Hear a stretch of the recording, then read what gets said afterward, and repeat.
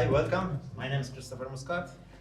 I'm a comic collector and a member of the volunteer organization that is Wicked Comics, the organizers of the Malta Comic Con.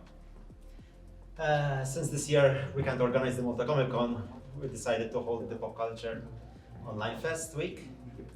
Today, as a part of this event, we will be holding a discussion on comics in general. With us today we have Russell Franklin, who is an avid comic and original art collector. Rachel Borch, a comic collector, part of the Graphic Novel Library Malta, a group that promotes graphic novels in libraries, and who is also a comic reviewer. With us also we have James Aquilino. Hi. Also known as the Maltese Geek, who has a Facebook page featuring all things related to pop culture and hopefully soon a YouTube channel. He is also a representative of the University One Up group that promotes pop culture. No, just a small note that this is not a boys only club. I try to include female comic enthusiasts in this discussion, but unfortunately they couldn't make it. Now, we'll start with some simple questions so the public get to know our guests.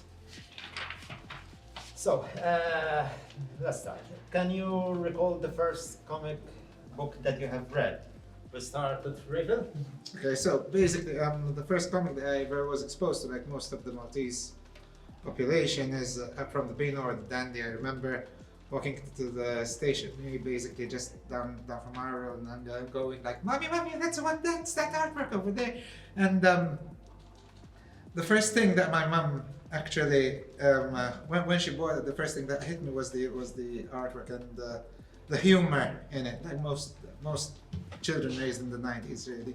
And then I discovered that my dad was actually not a regular collector, but he had a few of his own stashed somewhere, and two of them that I'm really fond of, and I still have in my possession, were two animals from 1983 and 1984, I remember. And but to be honest, I sort of grew tired of them when I was about 6 or 7 years old afterwards, because mostly that was a lot of the same thing. I mean, pretty much you got the big three, which are Roger the Dodger, Minnie the Minx, and Dennis the Menace. They're three different flavors of the same thing, pretty much. But then I remember what really got me hooked was the Bash Street Kids, because of all the variety, all the variety of the characters. And to be honest, I got so hooked with all that diversity in that small little 2-page spread that actually I think that really sort of gave me a little bit of bias towards teen comics. So basically, I remain very much into the X-Men, into the Justice League, being a kid of the 90s. So basically, I had an enormous dosage of that with all the cartoons. Basically, I had it on the Italian channels, and then soon after with cable. I got cable very, very late compared to other children, but I had quite big heavy dose of the X-Men and Justice League. Okay, so Russell? Oh, well, for myself was growing up through the 80s, Action Force issue 1. Now, I'm going to say Action Force, and I know for most people would say it's called G.I. Joe, but in England, Marvel UK produced it as Action Force, and that's what I knew it as, and all the toys were marketed that way. It was Action Force and Transformers in Marvel UK that came through my door at weekends, and then growing up also with three older brothers, had piles of 2000 AD sitting around the house, Mad magazine, the satirical obviously magazine, and that opened the way for different comedy graphic novels and stories, and obviously with the Action Force leading through for Marvel, it gave me a greater knowledge to Marvel Comics as a whole. And then going from obviously the childhood growing up with Action Force into the 90s, as I'm a bit older than Rafe, is going back with the X-Men and obviously superhero teams, and very much I'm a mutant fanboy. James?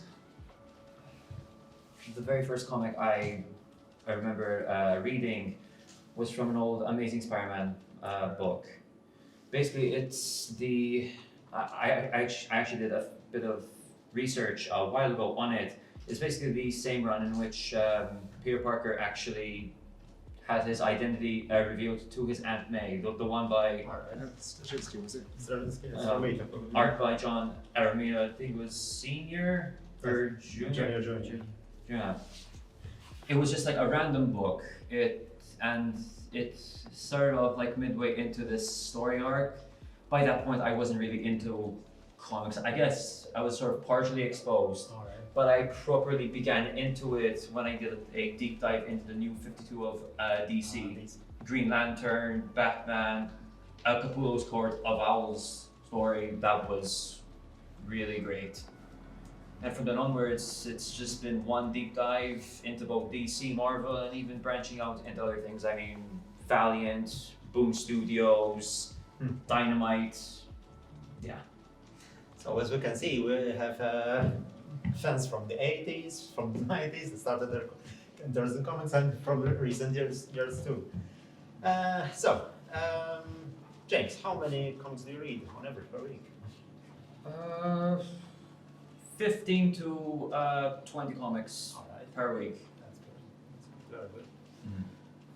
Well, at my peak, and say I'm self-confessed, I'm not collecting more contemporary issues now, but more back issues and going back through history. But at my peak, it was similar actually to James, 15 issues, throwing in a lot of variant issues as well, which were leaving a big black hole in my wallet. Unfortunately, I'm too easily swayed and tempted into these things. You're not the only one. But yeah, one way you could say, well, thankfully it's not 15 or so comics per buying session, but now we're actually buying more key issues. One issue can end up being a little bit more than the 15 to 20 issues, unfortunately. So I started off with about 30 comics. Oh my. Yeah. Yeah, that was after the Beano and Dandy, to be honest, because that was just 2 comics per week at most. But then when I got my stipend, I remember I had 2 comic shops I could buy my dosage from, and literally dosage because I got hooked. And basically, what happened was I literally started buying loads and loads of them, 30 at a time. And to be honest, there was a point where I had to literally stop doing that because I didn't have the time. Rather than, I can't say that I could have afforded it, but I was always a bit of a big spender. If my wife watches this, she said, "Don't I know it?"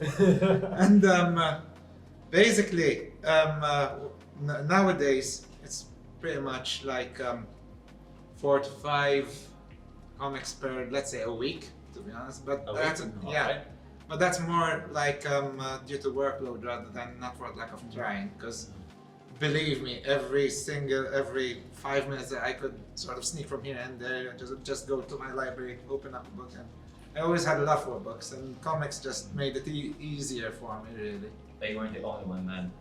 Believe me. So, some serious questions. What do you deem more important when reading a comic, the story or the pictures, Russell?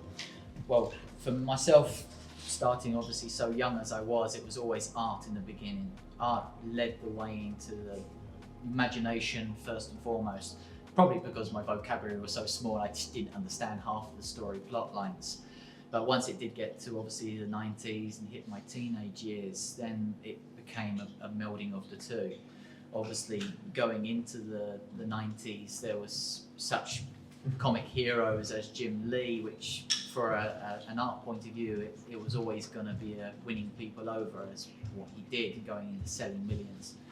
But obviously, story now has to take the forefront, and that actually leads the way for a lot more interesting artists, I would say. It doesn't have to be conventional art. It doesn't have to be seen as obviously great interpretations of the characters. It can be something a little bit more obscure, a little bit more left field, and that the story actually tell a large part of the story as well. I would say the story, to be honest, but the story is what really keeps your attention, what keeps you hooked. But the selling point would be the artwork at first. The first glance is always the nice fancy cover, what you got on the cover. However, both of them could easily lose your interest. For example, I remember trying to read through X-Men Fatal Attractions time and time again, but shelving it continually because I just couldn't get myself to finish it because of the artwork was absolutely atrocious. I mean, typical 90s schlock. So I mean, the colors were too garish and too many lines for my taste. It was a bit all over the place, and especially the thing that you have to rotate the entire comic to, and it just takes you out of it. The 90s was full of comics. Yeah. But however, you also got the same with story-wise. To be honest, I remember, for example, we were talking earlier about the New 52, and even though most of the artwork in the New 52, I'm a big DC fan, but even though most of the artwork during the New 52 was good, for the most part, the writing wasn't on point. So, especially, for example, if I could mention just one of them offhandedly, I'm a huge Green Lantern fan, but at one point, as soon as Jeff Johns left the title, it took a nosedive, pretty much, because the pacing was off. Not just the pacing, basically the plot got derailed. There were points where basically the plot was not organic at all. Basically, it just didn't keep on building on what came before. But I find that both of them are important. However, artwork can be a bit of an acquired taste as well, because we got a few artists who, as we've mentioned, from the 90s, for example, with all their gimmicks and whatever, and all their exaggerated proportions. However, some of them are beautiful in their own right. Mike Deodato, for example. Back in the 90s, his artwork wasn't all top notch, but then he got his run on the Thunderbolts absolutely amazing. The mood, the lighting in it, absolutely gorgeous. You got his run on Wonder Woman.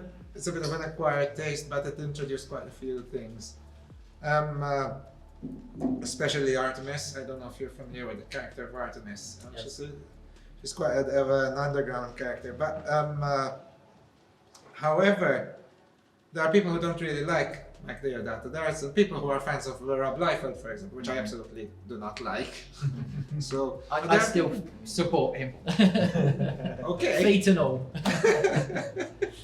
And all the pockets. And pouches. Pouches, and yeah. guns. And the big honking guns overcompensating all the rest. Oh yeah. So, James. My stance, I guess, is the same as Raf's was. I mean, to me, story and art, it's like to me, it has to have that sort of perfect symbiosis to sort of really feel great. For instance, I recently finished reading the entire run of the Umbrella Academy after I just finished watching as well the Netflix show as well.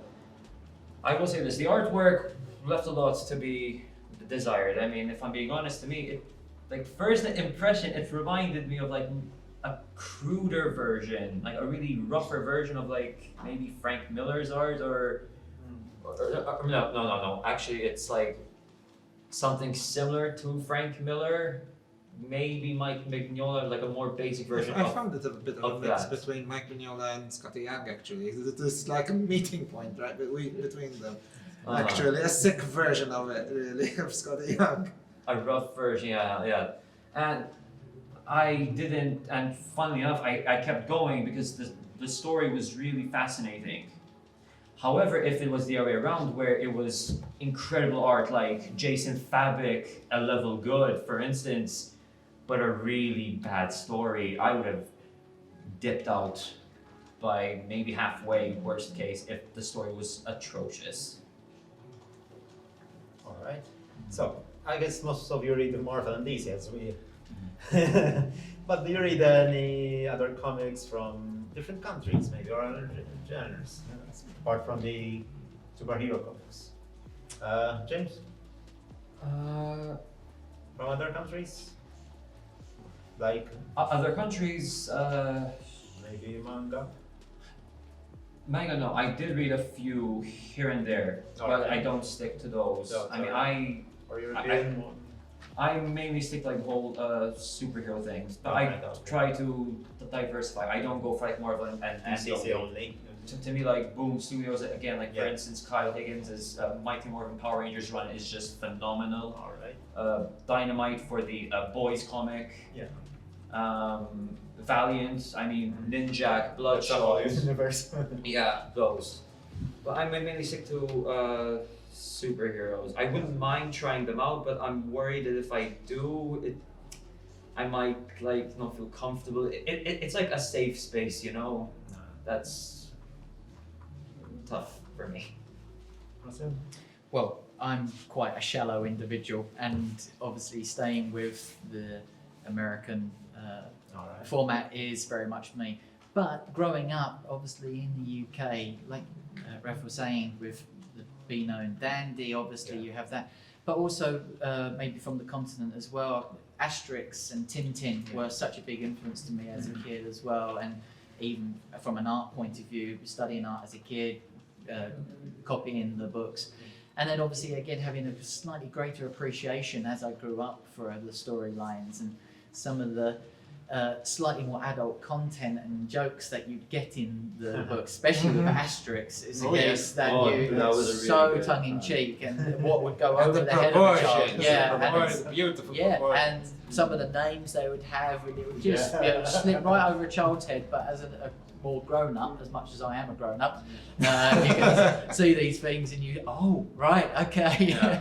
So yeah, something obviously from like French and Belgian influences, and I find there's European. a lot of work there, and people like Morbius and Yeah. they have such great work, which I think you know is known and it's seen, and you get obviously different things from there which you won't see in an American book.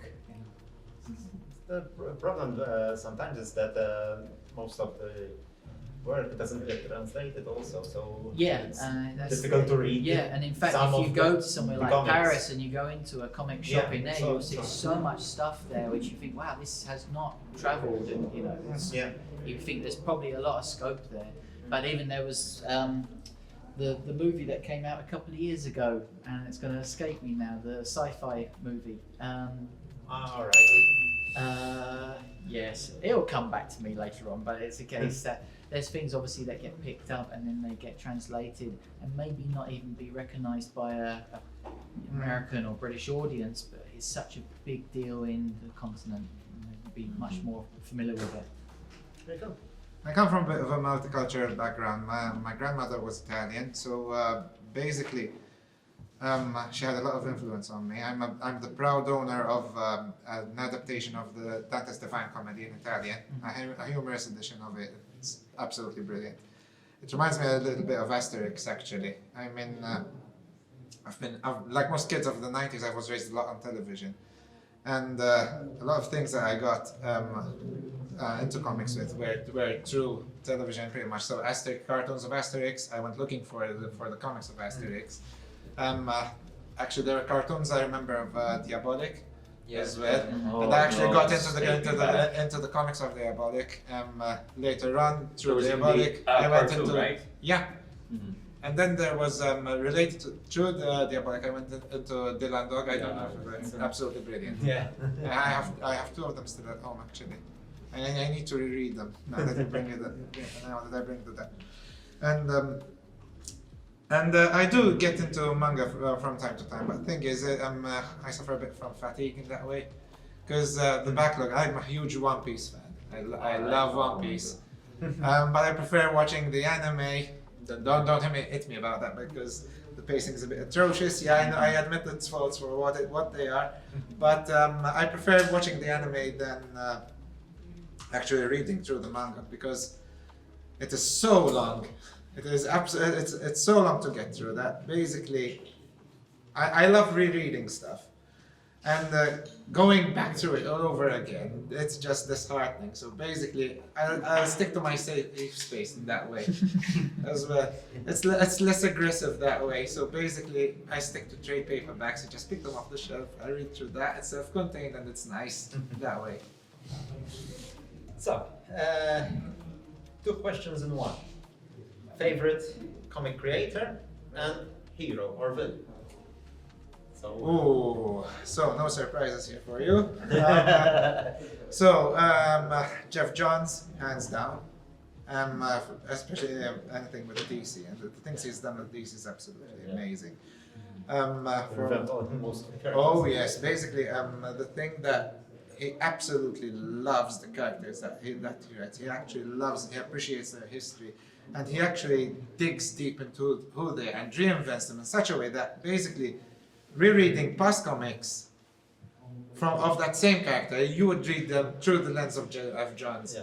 Afterwards, the things that he's done with the Flash, with Green Lantern, I'm a huge fan of the Flash and Green Lantern.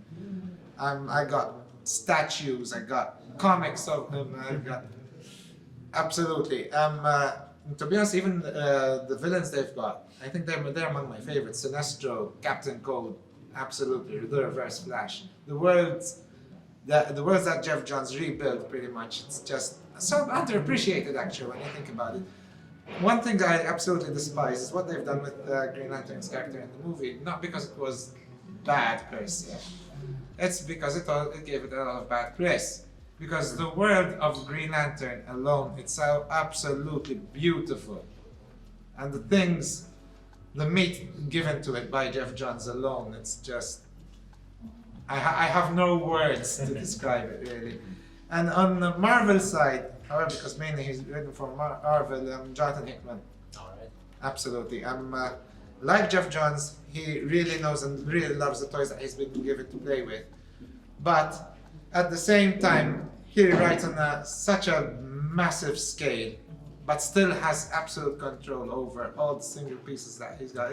He's like a puppet master. He's very much like an old school writer, actually, because he does understand the Yeah. characters he's been given to work with. He's got the appreciation for their history, so Yes. he's not going in with an agenda to try to manipulate the story to go forward. He's holding on to what they were from the Absolutely, past, absolutely. but developing them further. One thing that we've mentioned earlier, for example, I love absolutely from Jonathan Hickman, is that in understanding the massive teams, Marvel side, like the X-Men and Fantastic Four and the Avengers, that basically, in spite of all the scale of their individual worlds, he manages to keep into the heart of all the three different organizations. For example, with Fantastic Four, at heart, they're a family of explorers, and he manages to keep that always at the forefront. With the Avengers, they're an organization that basically always reinvent themselves according to the situation that arises, and it's always a rotating cast, but it always boils back to the heart, where there's Iron Man, Captain America, Thor. Those are always at the heart of it. The Hulk, those are always at the heart of it, but the rest of it is built around the single situations. And the fact that they never lose sight of that is absolutely gorgeous. And the things that they say, the statements that they say to all these characters without losing sight of who they are, absolutely brilliant. James. So, favorite hero, villain, and creator, comic creator. Okay, to answer the first one, my favorite hero, Red Hood. I have developed an affinity for the character, and I'm a sucker when it comes to hoods. I mean, any time, winter is my favorite season just for hoods. I will always wear a hood. Okay, you're not wearing one now. I tend to do that as well, but that's through the lack of hair that I have to protect my head from the cold. So, Here's the thing, and if these current circumstances weren't with us right now, and if I wasn't investing in another project, I would have definitely chipped all of that money into like a full-on Red Hood cosplay, like a 3D printed helmet, guns, the works, and just a Red Hood. I mean, he's like the DC equivalent of Punisher, in my eyes. I mean, he isn't afraid to get his hands dirty. He's like the black sheep of the Bat family. He's just a real badass, and I enjoy him for what he is. So he's something in between the hero and the villain, sort of. And the hero. Yeah. Well, but okay, answer that question again, hero-wise, okay, Hero, Daredevil, like Alright. Marvel. Marvel hero. Netflix, Daredevil, though. That, oh my god. Absolutely brilliant. Bruh. Absolutely brilliant. And when they cancelled that show, I cried. I cried when did they cancel it because they had a gold mine with Oh yes. with him. Bullseye. Dude, they were Definitely making a up Bullseye. cliffhanger as well. And as for villain, I think maybe a Sinestro Alright. as well. Like especially during the Sinestro Core War, and that incredible work by Ethan Van Sciver of that Sinestro Core cover. It just really, Amazing. yeah, it was perfection. Absolutely. And the Conqueror? Ian Van Sciver, yeah, he is a Alright, comic creator, but he's not. alright. He's not my favorite comic creator. Right now, my current comic, my favorite current creator is Al Ewing. Just his Immortal Hulk run. Alright, yeah. It's just a gem. And full disclosure, I will be mentioning that comic quite a bit. Okay. So, Okay. fair warning. Russell? Well, for myself, I'll be again showing my mutant credentials. Yeah. Chris Claremont is very much my writer aficionado. I think how and when he went into obviously Marvel, certainly he shook it up. He took it from black and white stories, as far as I was concerned, of good and bad, and he made so many edges to the characters, which showed them to have flaws, to have the background to themselves, which was damaged, and showing the anti-hero vibe to the books. I think he went for years and years just knocking out the park for me, and obviously just pulling me through each of the storylines. From an art point of view, Cam Kennedy, from obviously his days back with 2000 AD, doing Rogue Trooper, which was one of my first loves. I thought his artwork was just so different. I'm a massive Star Wars fan, Yeah, so his Star work on Wars. Dark Empire and his run with Star Wars is just incredible. And if I was going to give a shout out to a particular book, I would say go find the trade paperbacks for the Dark Empire 1 and 2, because I think I read it's the so strong. novels. It was Yeah. really good. As much as I won't go down the critical route of the films, these were the sequels that the Star Wars, what I wanted as a kid and Definitely. what I wanted to see. You want to see Luke pull down an attack really and not be taken out. But it's a case that when it comes to obviously heroes and villains, I think again merging the two, I would say Magneto. Again, from a mutant standpoint, somebody where obviously coming from his origins and from obviously his understanding of what he's doing, it very much developed the idea of one man's terrorist is another man's freedom fighter, and that not everybody will see you that way. And I was very much of the opinion that Magneto was right with the whole PR exercise. There's a on bit him. of a connection actually between you two, because both Magneto, first of all, there was a comic with a series of comics by the same writer running concurrently, of both Sinestro and Magneto, Right. which weren't all that good to be honest. They were by Colin Bunn. But basically, what we could, the tangent I would like to draw here is that basically both of them are misunderstood villains. Because even Sinestro basically has a whole tragedy behind him. The reason why he became a villain is because he wants everything to be under a certain control. It's a certain fascistic rule. Sorry. Not for sort of dictatorial intent, but it's much more because he suffered a tragedy of his own. His wife was killed because no one was actually ruling. The people in authority on his planet sort of didn't really give or make all the effort to keep things under control. So basically, as you said, one man's terrorist is the other one's hero. In his own eyes, Sinestro was doing the right thing, and even in the eyes of his followers. And that's why they actually had, both Magneto and Sinestro actually built that following. Yeah. For that reason. As we can see, we have geeks here. I want to say something. I want to say something. Actually, what I was going to say was, I mean, in regards to Magneto and Sinestro, in some ways, wouldn't they be considered to a certain extent like anti-heroes? Magneto even more. I mean, like his solo runs, he was depicted as like a sort of Like a punch. outlaw maybe, Not a full-on villain like No. destroying the Yeah, world he's- like Ultimatum, that but- bad, but His incarnations, obviously, he's gone for every kind of Yeah. viewpoint of a character arc. I can't say I ultimately like him as an out-and-out hero. I think even when he was actually being portrayed in the 80s as a team leader and a hero, he always had that slightly undercurrent where it was questionable about his motives, and that I liked a lot more than the out-and-out I want to do good today kind of attitude to him. But that said, you go through again the early 90s when X-Men was relaunched by Jim Lee and Chris Claremont. It's a case, the whole Asteroid M thing, that he wanted to be somewhere else. He wanted to be, just left to his own devices, but it couldn't be. And like so many, these unsung heroes and misunderstood heroes, they're just, just leave me alone. Like the Incredible Hulk as well, you can look at that and say, Hulk's gone through that thing of being misunderstood, generally classed as a hero, but hated and feared by many, as so many comic All the taglines. best villains are actually heroes in their own eyes, really. Yeah, I mean, yeah. we've mentioned both Sinestro and Magneto. We got also I mentioned him before because one of my favorites, Captain Cold, for example. I don't know how familiar you are with his backstory.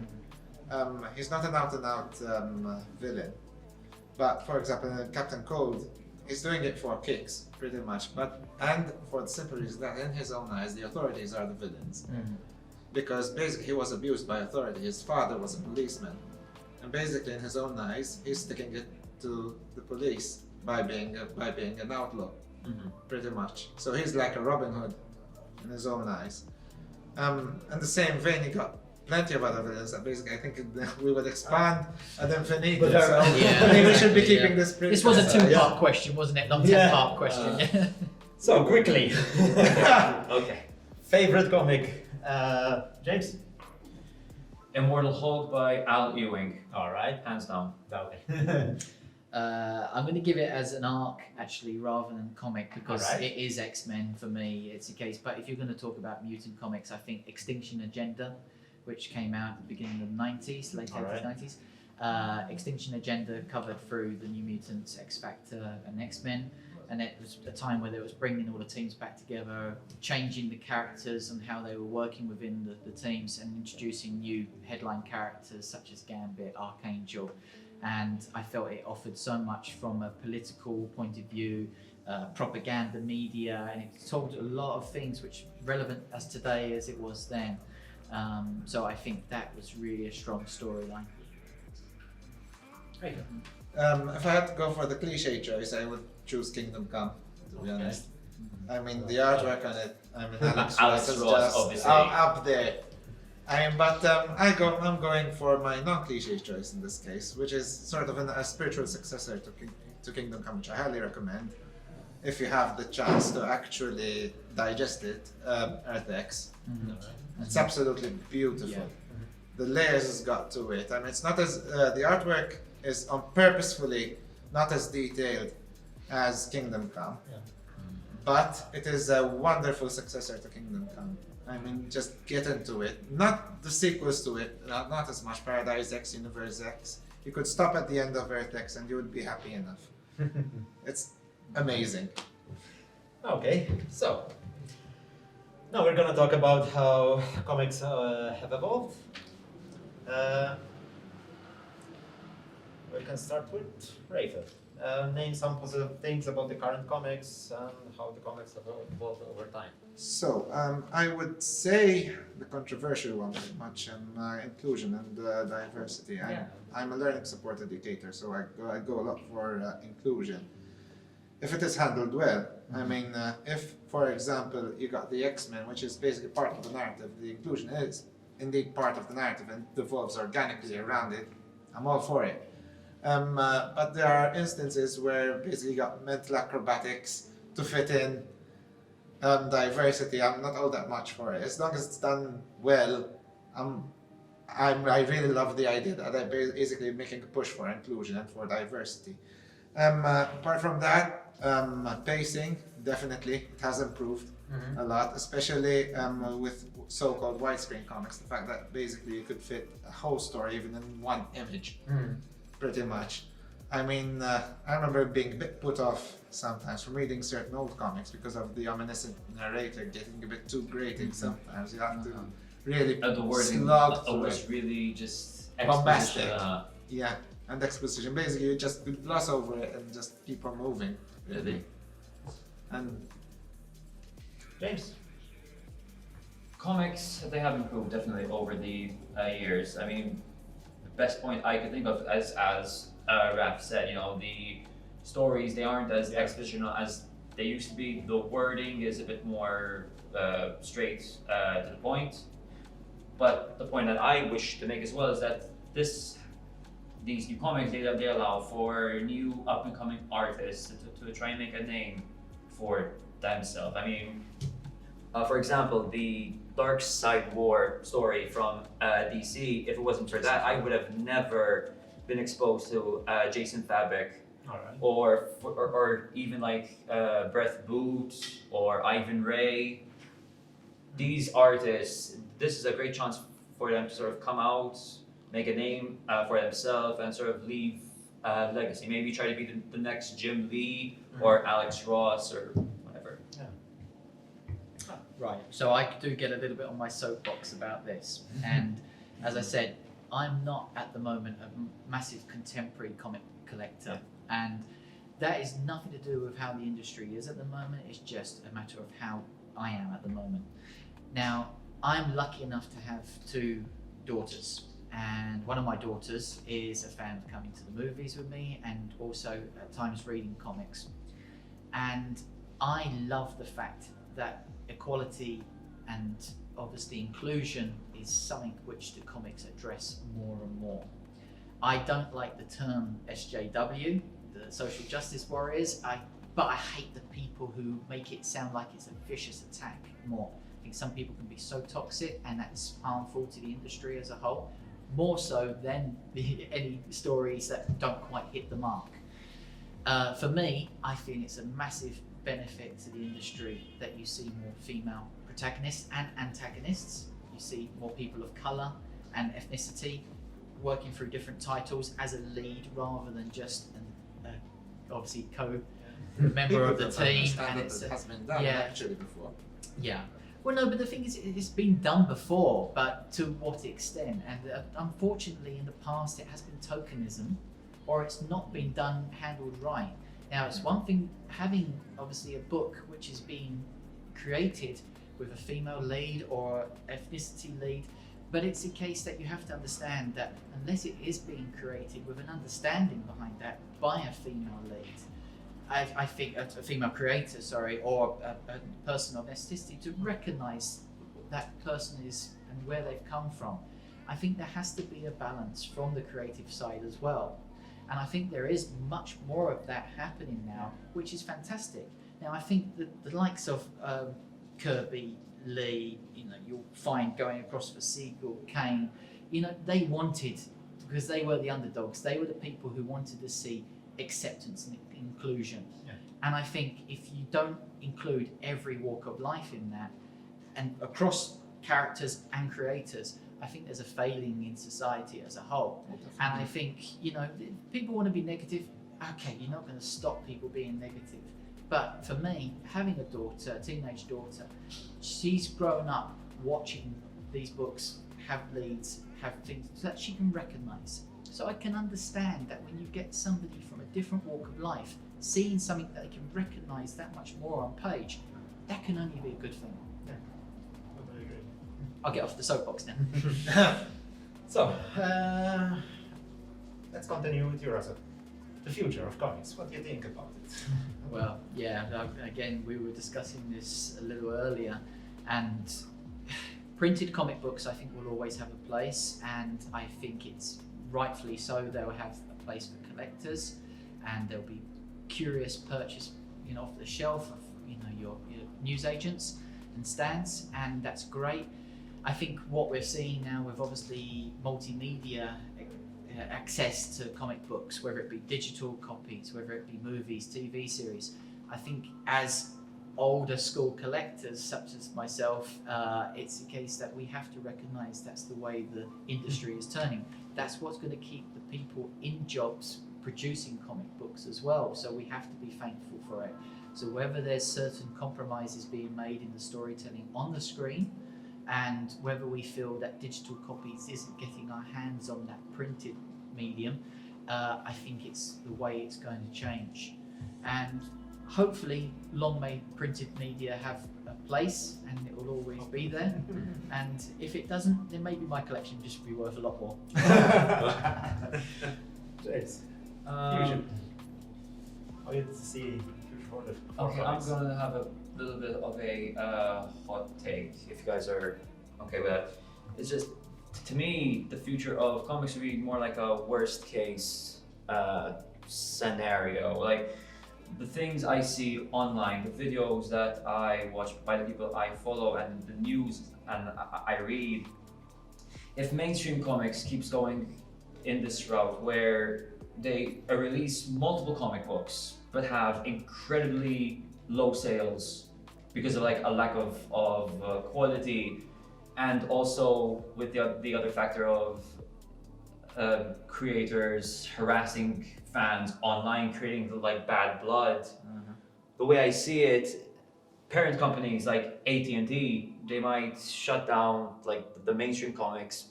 Physical comics will always exist. I agree with you, Russ, but the way I see it, most likely there would be re-release of trade paperbacks, a larger emphasis on YA graphic novels, not the good ones though. I'm talking like Gotham High, Bad, something like that.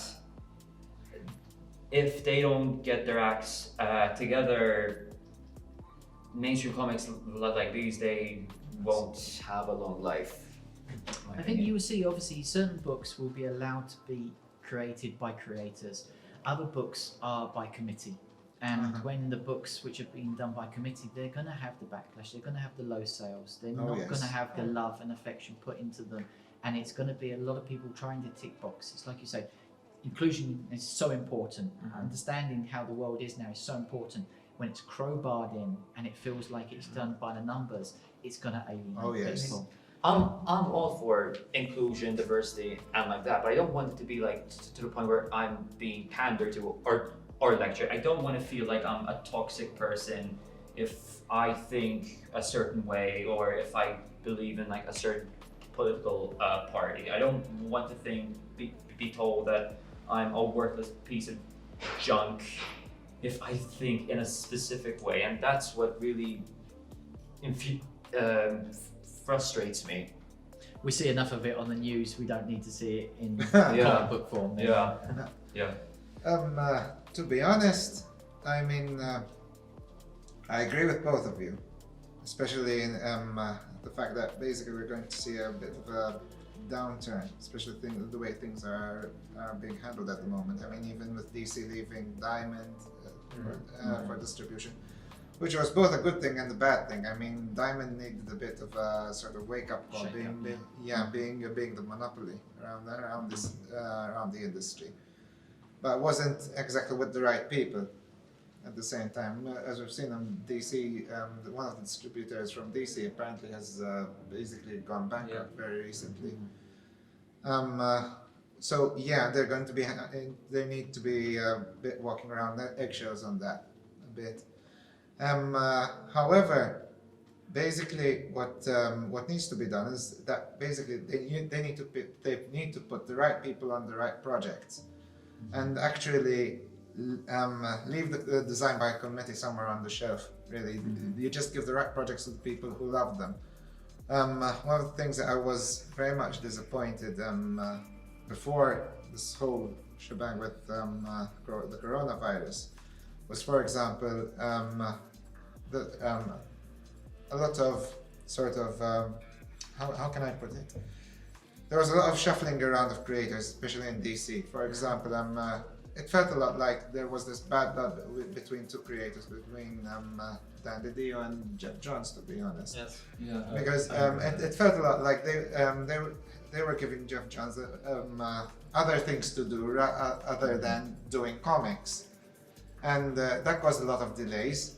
For example, especially his Doomsday Clock was notorious in that regard, and even the Three Jokers suffered a lot of delays, and basically it didn't bring out the best of the creator, especially for example when he was unceremoniously shuffled off from Aquaman, which was absolutely brilliant, but suddenly his intent just suddenly broke up. He was heading in a direction. There was this massive storyline being teased, the War of the Seven Seas, but suddenly, where was it? I mean, it literally suddenly disappeared. Suddenly, Jeff Johns was preoccupied with the media side, with the cinematic end of the DC universe, but that didn't work out. Even though, in my opinion, if it was handled a little bit differently, with a little less committee being involved, it would have been done pretty well. Because the intent was there, it was clearly there, the strings were being pulled. But if you do not give the projects to the people who love the characters, basically you're going to end up with a whole lot of junk, pretty much. I mean, a lot of design by committee, it's become soulless, a lot of crowbarring in, as you said, James. That's not right. I mean, if you want to send a message out there, try and do it with the right tools in hand and with the right people behind the wheel, rather than with a lot of manipulation and a lot of politics and a lot of red tape. Well, I think that this happened even previously in previous years. I mean, Oh, nowadays. definitely. It's corporations pretty It's- much. it's- I mean, It's always the same story repeating itself. Or, thing is we never learn. yeah, so as long as they keep on going. Oh yes. I don't want to be that guy that panders about corporations, but basically it ultimately always boils down to that now, doesn't it? But then there's also independent comments by comic creators that. Oh, definitely. And nowadays, even the film industry is They're having a good look at them. reaching out to Yeah. these independent comics, and like yesterday was announced that Luther Strode comic is going to be produced as a film, which is an image comic. Okay. So I don't know if it's a film or TV series, but it's quite good.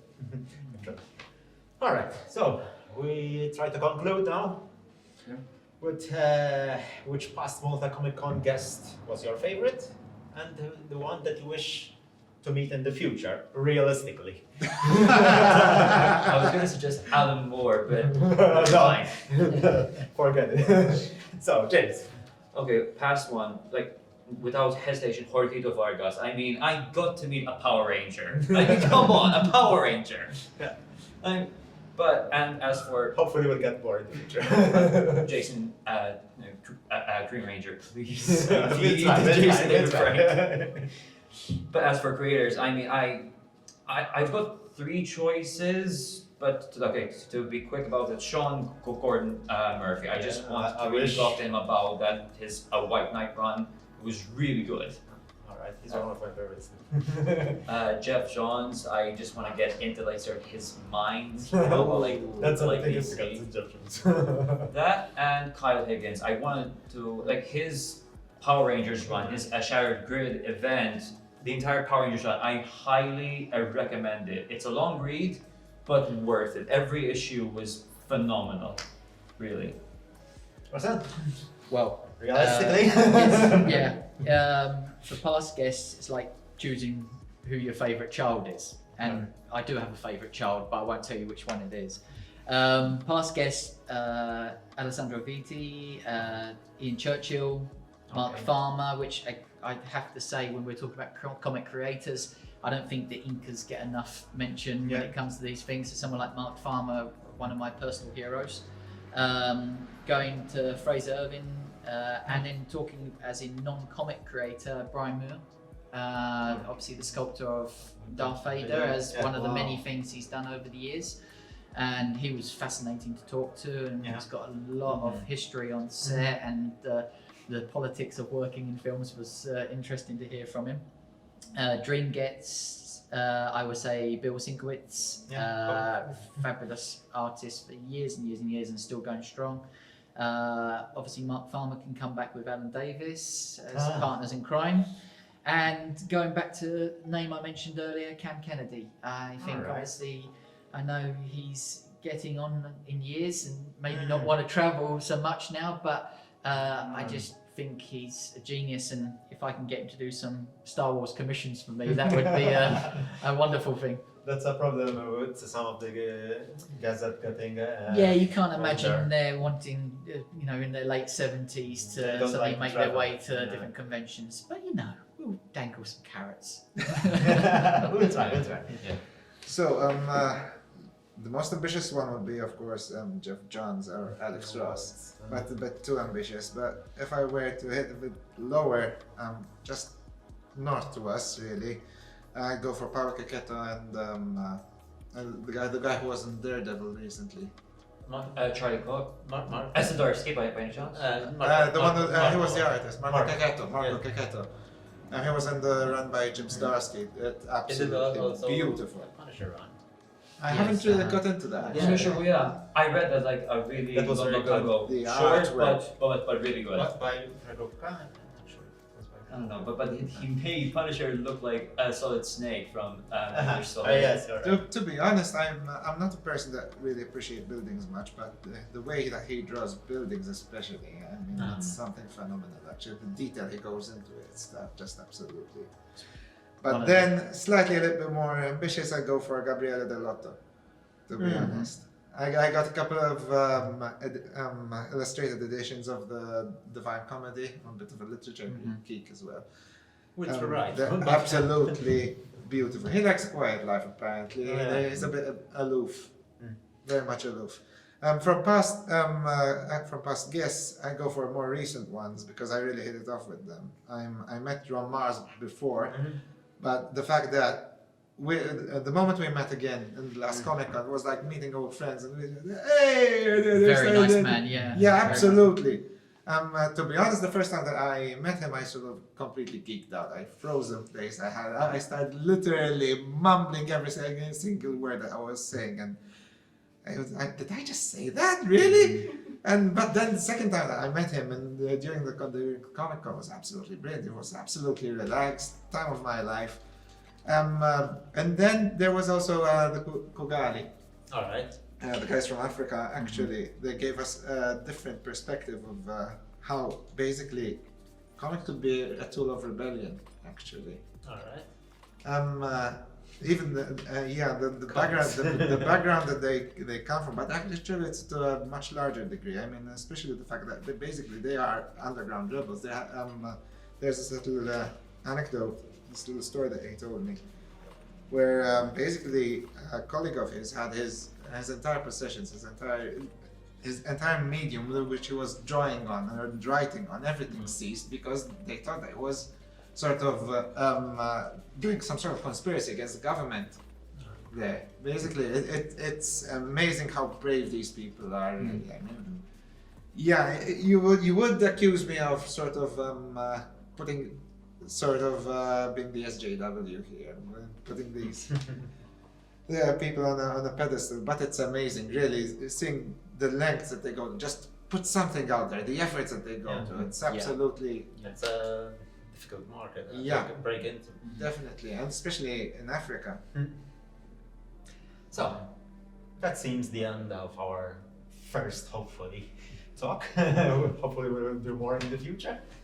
Thank you, Russell. Thank Thank you you, very James. much. A pleasure, Thank you. absolutely. Thanks, guys. It was an honor. It was an honor. Thank you. See you next time.